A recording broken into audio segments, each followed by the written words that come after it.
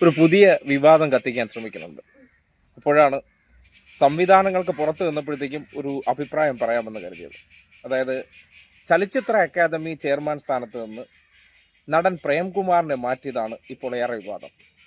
പ്രേംകുമാറിന് പകരക്കാരനായി ആരെയാണ് നിയമിച്ചിരിക്കുന്നത്, ഇനി ഏതെങ്കിലും പാർട്ടി നിയമനമാണോ എന്ന് പെട്ടെന്ന് കേൾക്കുമ്പോൾ തോന്നും. അതായത് നടൻ പ്രേംകുമാർ അദ്ദേഹത്തെ അംഗീകരിച്ചിരുന്നത് കൊണ്ടും അദ്ദേഹത്തിൻ്റെ കഴിവുകൾക്ക് സർക്കാർ ഒരു സ്വീകാര്യത കൊടുത്തുകൊണ്ടായിരുന്നല്ലോ ഇത്രയും കാലം ചലച്ചിത്ര അക്കാദമി പ്രസിഡന്റ് സ്ഥാനത്ത് അദ്ദേഹം ഇരുന്നത്, ചെയർമാൻ സ്ഥാനത്ത് അദ്ദേഹം ഇരുന്നത്. അദ്ദേഹത്തെ കഴിഞ്ഞ ദിവസം മാറ്റുന്നു. അതായത് IFFK വരാനിരിക്കുകയാണ് ഡിസംബറിൽ.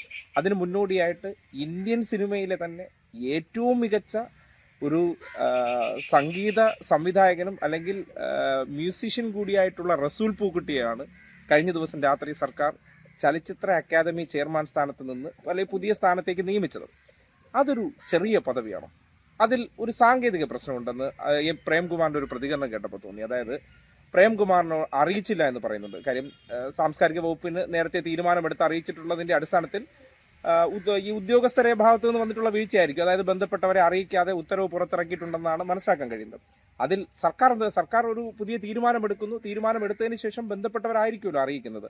അതായത് പ്രേംകുമാറിന് നാളെ പുതിയ ആൾ ജോയിൻ ചെയ്യുന്നു എന്നുള്ള കാര്യം അതൊരു ചെറിയ സാങ്കേതിക പിഴവ് സംഭവിച്ചിട്ടുണ്ട്. അതിനപ്പുറത്തേക്ക് ഒരു വിവാദം കത്തിക്കാൻ ശ്രമിക്കുമ്പോൾ പ്രേംകുമാറിനെ പോലെ ഒരാൾ, അയാൾ ഒരു മികച്ച നടനായിരുന്നു, മികച്ച സംഘാടകനായിരുന്നു. ഇരുന്ന സന്ദർഭത്തിൽ അദ്ദേഹത്തിൻ്റെ പ്രവർത്തനങ്ങൾ ഏറ്റവും മികവുറ്റതായിരുന്നു, അതിലൊന്നും യാതൊരു സംശയമില്ല. അദ്ദേഹത്തിന് എങ്ങനെയാണ് ചലച്ചിത്ര അക്കാദമി ചെയർമാൻ സ്ഥാനത്തേക്ക് വന്നതെന്ന് നിങ്ങൾക്കറിയും.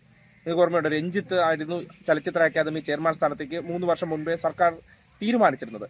അദ്ദേഹത്തിൻ്റെ ഉള്ളിലെ ഒരു സവർണ മാടമ്പിത്തരത്തിൻ്റെ സംസാര ശൈലിയും പിന്നെ അദ്ദേഹം പലപ്പോഴും പ്രവർത്തിച്ചിരുന്ന രീതിയൊക്കെ ഉൾക്കൊള്ളാൻ പറ്റാതെയും പിന്നീട് അദ്ദേഹത്തിനെതിരെ ലൈംഗിക ആരോപണ പരാതി ഉയർന്നു വന്ന പശ്ചാത്തലത്തിൽ, അതായത് സിനിമാ മേഖലയുമായി ബന്ധപ്പെട്ട് ഈ അടുത്ത കാലത്ത് ഉയർന്നു വന്ന മീറ്റു ആരോപണങ്ങളുടെ ഭാഗമായിട്ട് രഞ്ജിത്തിനെ നീക്കം ചെയ്യുകയാണ് ചെയ്തത്. അതിനുശേഷം അന്ന് ചലച്ചിത്ര അക്കാദമിയുടെ ഭാഗമായി പ്രവർത്തിച്ചിരുന്ന പ്രേംകുമാറിൽ വിശ്വാസം ഉള്ളത് കൊണ്ടാണല്ലോ അദ്ദേഹത്തെ ഈ പോസ്റ്റിലേക്ക് ഇരുത്തിയത്. 3 വർഷം കാലാവധി പൂർത്തീകരിക്കുന്നു. അടുത്ത ഭരണസമിതി വരേണ്ട സമയമായി. ആ ഭരണസമിതി വരാൻ സമയമായപ്പോൾ പുതിയ ആൾക്കാരെ നിശ്ചയിച്ചു. പ്രേംകുമാറിനെ മാത്രമല്ല മാറ്റിയിരിക്കുന്നത്, ആ ഭരണസമിതി ഒന്നാകെ മാറ്റിയിട്ട് പുതിയ ആൾക്കാരെയാണ് നിയമിച്ചിരിക്കുന്നത്. അതിൽ പ്രേംകുമാറിനെ സംബന്ധിക്കുന്നിടത്തോളം അറിയിച്ചില്ല എന്നുള്ളൊരു വിഷമമുണ്ടെന്ന് പറയുന്നത് ന്യായമായിട്ടുള്ള കാര്യം.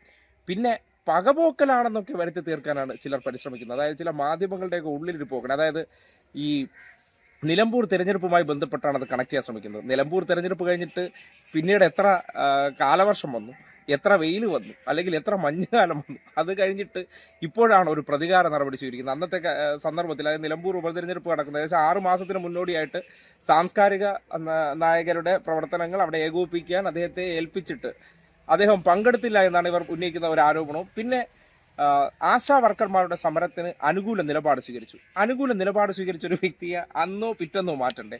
ആശാ സമരം കഴിഞ്ഞ ദിവസം തന്നെ അവസാനിച്ചു, അവർ പൊടിയും തട്ടി പോയി കഴിഞ്ഞു. അദ്ദേഹം പിന്തുണച്ചത് ഏതെങ്കിലും ഒരു കാലത്തായിരിക്കുമല്ലോ. വ്യക്തിക്ക് ഈ നാട്ടിൽ അഭിപ്രായമില്ലാത്തൊരവസ്ഥയുണ്ടോ? അങ്ങനെയാണെങ്കിൽ CPIയുടെ മന്ത്രിമാരെല്ലാം പറഞ്ഞ സന്ദർഭത്തിൽ അവരെല്ലാം പകപോക്കലോടുകൂടി മാറ്റിക്കളഞ്ഞിട്ടുണ്ടോ? അതൊന്നുമില്ലല്ലോ. അവരുമായിട്ട് ഇപ്പോൾ സന്ധി സംഭാഷണത്തിലൂടെ എല്ലാം പരിഹരിച്ചിട്ടില്ലേ?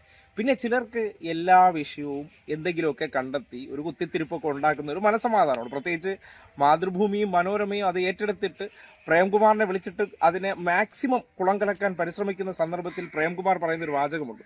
അതിൽ നിയമിച്ചിരിക്കുന്ന റസൂൽ പൂക്കുട്ടി എന്ന വ്യക്തി, അദ്ദേഹത്തോളം ഒരു മികച്ചൊരു വ്യക്തിയെ ആ പദവിയിലേക്ക് ഇനി കൊണ്ടുവരാനില്ല. അങ്ങനത്തെ ഒരു വ്യക്തിയെ നിയമിച്ച ആ ചടങ്ങിൽ, സ്ഥാനമൊഴിയുന്ന ചടങ്ങ് തനിക്ക് അറിയിപ്പ് കിട്ടാത്തതുകൊണ്ട് അതിൽ പങ്കെടുക്കാൻ ആഗ്രഹിച്ചിരുന്നു. അത് നടന്നില്ല എന്നുള്ളൊരു വിഷമേ ഉള്ളൂ. അല്ലാതെ നിയമിച്ച ഒരു സംവിധാനത്തിന് മാറ്റുന്നതിൽ എന്താണ് ഇടപെടൽ? കാര്യം 3 വർഷം കഴിയുമ്പോൾ കാലാവധി പൂർത്തീകരിക്കും. അടുത്ത 3 വർഷം കഴിയുമ്പോൾ റസൂൽ പൂക്കുട്ടിയും ഇതുപോലെ മാറ്റി പുതിയ ആൾക്കാർ വരും. അതിലെന്താണ് ഇത്ര അത്ഭുതം? അതിൽ അറിയിച്ചില്ല എന്നൊരു കാര്യം ഉണ്ട്, ഒരു സാങ്കേതിക പ്രശ്നമുണ്ട്, ഇല്ലെന്നല്ല. പക്ഷെ അത് വെച്ചിട്ട് ഒരു വിവാദ കൃഷി നടത്താൻ പറ്റുമെന്നൊക്കെ നോക്കുന്ന മാധ്യമങ്ങളുടെ ഒരു കുളം കലക്കൽ. പക്ഷെ വേണ്ടത്ര കലങ്ങിയില്ല എന്നുള്ളതാണ് യാഥാർത്ഥ്യം. എന്തായാലും ഓരോ ദിവസവും ഓരോ വിവാദങ്ങൾ എങ്ങനെയാണ് ചെറുതിനെ വലുതാക്കി അവതരിപ്പിക്കുന്നു എന്നതിൻ്റെ തെളിവായിട്ടാണ് അതിനെ കാണുന്നത്. പക്ഷേ നിങ്ങൾ ഉദ്ദേശിക്കുന്ന കാര്യങ്ങളൊന്നും അത്ര അങ്ങോട്ട് വർക്കൗട്ട് ആകാൻ പോകുന്നില്ല. ഇതിനു വേണ്ടി മെനക്കെടുന്ന ചില മാപ്രകളോട് പറയാനുള്ളത്, നിങ്ങൾ ഒരാളെ പരിഗണിക്കുന്നത് എന്തുകൊണ്ടായിരിക്കും എന്ന് ആദ്യം മനസ്സിലാക്കുക. പ്രേംകുമാറിനെ പോലെ മലയാള സിനിമാ മേഖലയിലെ സെക്കൻഡറി നടനായിരുന്ന ഒരു വ്യക്തിയാണ് ആ പദവിയിലേക്ക് സർക്കാർ വിശ്വസിച്ച് ഏൽപ്പിക്കുന്നത്. അതിനുശേഷം അദ്ദേഹത്തെ മാറ്റുമ്പോൾ അതുമായി ബന്ധപ്പെട്ട എന്തെങ്കിലും ഒരു ചെറിയ പ്രശ്നം നടന്നിട്ടുണ്ടെങ്കിൽ അതിൽ മാറ്റിയ കാര്യത്തിൽ പോലും അദ്ദേഹത്തിന് യാതൊരു തർക്കവും ഇല്ല. അടുത്ത ആൾ വന്നത് അദ്ദേഹത്തിന് പരിപൂർണ്ണ സ്വീകാരനായിട്ടുള്ള വ്യക്തി. അതിൽ ഒരു ചടങ്ങിൽ വിളിക്കാത്തതിന്റെ പ്രശ്നത്തെക്കുറിച്ചൊക്കെ ബന്ധപ്പെട്ടവർ ഇനിയിപ്പോൾ വിശദീകരിക്കും. അപ്പോൾ പുറത്തു വരട്ടെ. അതിനു മുന്നേ കുറച്ചങ്ങ് കത്തിച്ച് ഇടതുപക്ഷത്തിനെതിരെ ഒരു ആരോപണവും കുറച്ച് പേരെ കൊണ്ടെത്തി തെറി വിളിപ്പിക്കാൻ പറ്റിയാലോ എന്നുള്ളൊരു മോഹമാണ് കണ്ടത്. പക്ഷേ നടക്കണ കേസല്ലെന്ന് മാത്രമേ പറയാനുള്ളൂ.